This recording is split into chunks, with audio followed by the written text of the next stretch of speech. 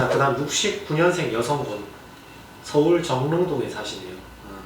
이분은 변제율이 4% 나왔습니다. 잘 나왔죠. 변제율이 4% 나왔는데, 이게 어떤 뜻이냐면 채무가 1억이 있으면 400만 원을 변제하고 나머지는 탕감받는 걸로 끝난 거죠. 400만 원을 36개월 나누어서 변제하는 걸로. 그 정도 비율이라고 보시면 됩니다. 이분 같은 경우는 왜 이렇게 변제율이 낮게 나왔냐면, 원래 최저 변제율이라고 법원에서 정한 게 있습니다. 최소 몇 프로 이상은 변제를 해주게 하거든요. 그리고 보통 통상적으로 20-30% 정도는 변제를 시키는데 이분은 잘 나왔어요. 이게 왜 잘 나왔냐면, 이분이 이게 그 보증 채무였어요. 내가 빌린 게 아니라 다른 사람이 빌렸는데 내가 보증인으로 들어간 거야. 그래서 사정이 좀 딱했어요. 이분이 사정이 좀 딱해가지고 소득도 적었고, 그래서 그런 부분을 위원님들한테 설명을 좀 드렸는데 사안을 보실 때 이 정도는 좀 많이 좀 원만하게 해줘야겠다, 그렇게 이제 생각을 하셨는지 4% 변제하는 걸로 그렇게 이제 끝났죠. 잘 끝났습니다. 이거 잘 됐어요.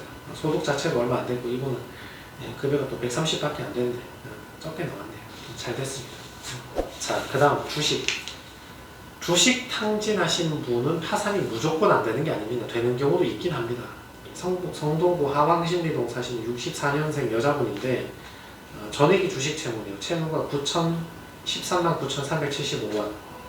원래는 전액 주식으로 탕진하거나 스포츠 토토 같은 도박으로 탕진을 하거나 코인으로 날린 사람이나 아프리카TV 별풍선으로 날린 사람들은 파산이 안 될 가능성이 조금 더 높기는 합니다.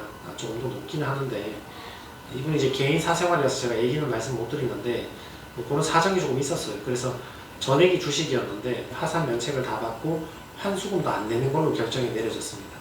요번 사유 궁금하신 분 별도로 전화 주시면 요거 알려드릴게요. 요거는 이제 방송에서 알려드릴 내용은 되고 개인 사정이라서. 그 다음 주민센터에서 하는 공공근로 가지고도 개인회생을 신청할 수 있습니다. 공공근로도. 이분은 71년생이고 광명시 하안동에 거주하시는 분인데, 이분이 기초수급자로서 소득이 조금 있고, 근데 기초수급은 얼마 안 나오잖아요. 월에 얼마 안 나오고, 또 그거랑 별도로 주민센터에서 공공근로를 하시는 분이었어요. 공공근로란 게, 자 보세요.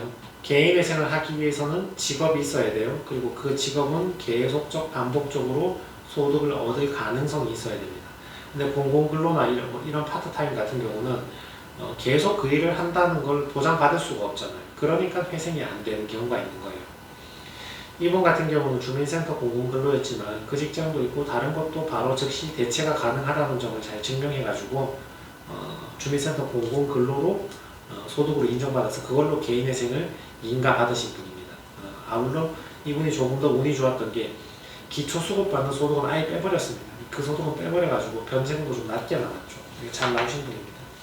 자, 그 다음 배우자 재산. 배우자 재산이 많으면 무조건 안 되는 게 아니라 그래도 그거 반영 안 하고 개인회생이 인가되는 경우가 있다. 동대문구 이문동에 거주하시는 분이네요. 이분은 법인 사업 하셨던 분인데 대표자들은 법인 채무를 연대 보증 서는 경우가 많이 있잖아요. 그래서 이분은 채무가 10억 원이 넘게 있으셨던 분이에요. 근데 이제 개인 파산을 하려고 보니까 배우자가 친정집에서 받은 부동산이 있는데, 주택이죠, 주택. 그게 담보대출을 빼도 순자산이 6억이나 돼요. 가치가 6억이나 되는 거예요. 그러니까 1호상 따지면 3억이 내 걸로 인정받으면 내가 3억을 법원에 납부를, 환수를 당해야지 10억 채무를 탕감받는 그런 구조가 돼버렸거든요. 그래서 그것 때문에 이거 안 되지 않습니까? 물어보시던데, 무조건 그런 게 아니라 배우자 재산 2분의 1을 반영하지 않는 경우도 있다고 작년에 실무준치 개정이 됐거든요. 그래서 그 부분을 설명을 좀 드려가지고, 이 72년생 남자분 같은 경우는 배우자 재산이 6억 있었지만 환수를 하나도 당하지 않고 연대 채무, 법인에 대한 연대 채무 10억 이상 채무를 탕감을 받으셨죠. 이분도 운이 좋았습니다. 자, 그 다음, 내 재산을 전액 환수당하는 경우도 있지만 관제인이 먹고 살려고 어느 정도 다시 주는 경우도 있습니다. 이분이 그런 경우인데 굉장히 운이 좋은 분이에요. 이분은. 원래 파산이라는 게 아주 쉽게 얘기하면 내가 가진 얼마 안 되는 재산이긴 하지만 그게 자동차든 뭐든 간에 현금이든 간에 내 재산을 법원에 주면 법원이 그 재산을 가지고 채권자한테 분배를 해주고, 그리고 내 채무 1억이든 2억이든 10억이든 그걸 다 탕감을 해주는 게 채무죠. 기브 앤 테이크. 얼마 안 되는 거지만 남은 건 다 주고 빚은 다 털고 빚잔치죠, 빚잔치. 이분 같은 경우는 보증금이 억대로 있어서 억대 1억이 넘었는데 관제인이 보증금을 가져가서 채권자한테 다 배당해 준 게 아니라 3,700만 원은 다시 이분한테 돌려줬습니다. 이게 법률상 그런 게 있어요. 최소한의 생계 보장을 위한 금액을 보장받는 게 있어서 이분은 전 재산을 다 뺏긴 게 아니라 3,700만 원은 법원의 파산 관제인으로부터 돌려받고 나머지 채무를 다 탕감받았다.